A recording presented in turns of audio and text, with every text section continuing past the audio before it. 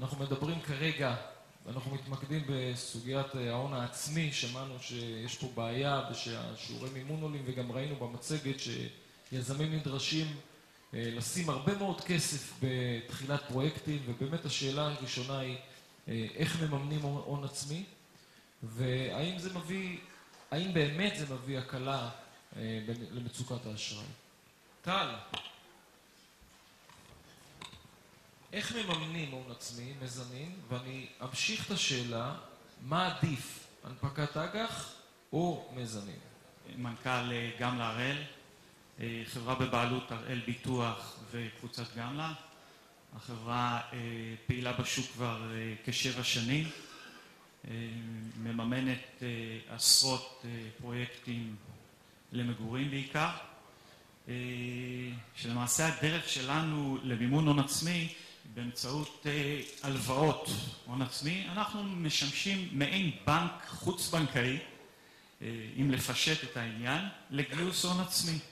המשמעות היא היום שיזם שרוצה להקים פרויקט נדל"ן, והוא בשלב שהוא כבר מיצה את כל מקורות ההון העצמי שלו, אם בעבר הוא היה או מוותר על הפרויקט או מחפש שותפים, משקיעים, היום למעשה הוא יכול לפנות אלינו ולקבל הלוואה על ההון העצמי שהוא צריך לצורך הליווי הבנקאי. וזה עדיף על פני הנפקת אג"ח?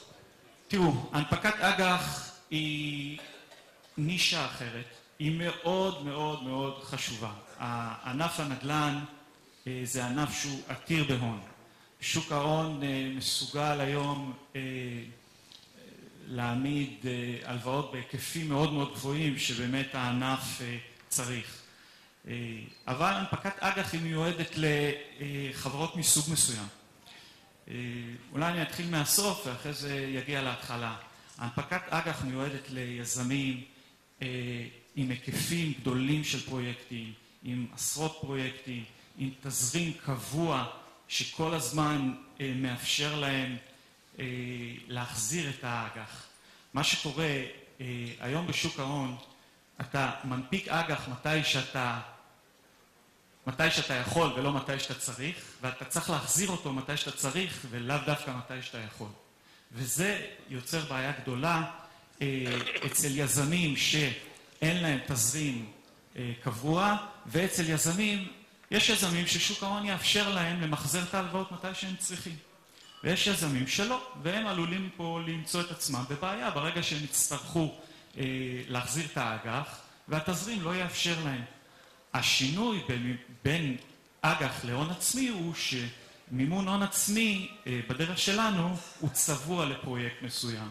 הוא מועמד בדיוק בטיימינג שהפרויקט צריך אותו, והוא מוחזר חזרה בדיוק בטיימינג שהפרויקט מאפשר אותו. הבנתי.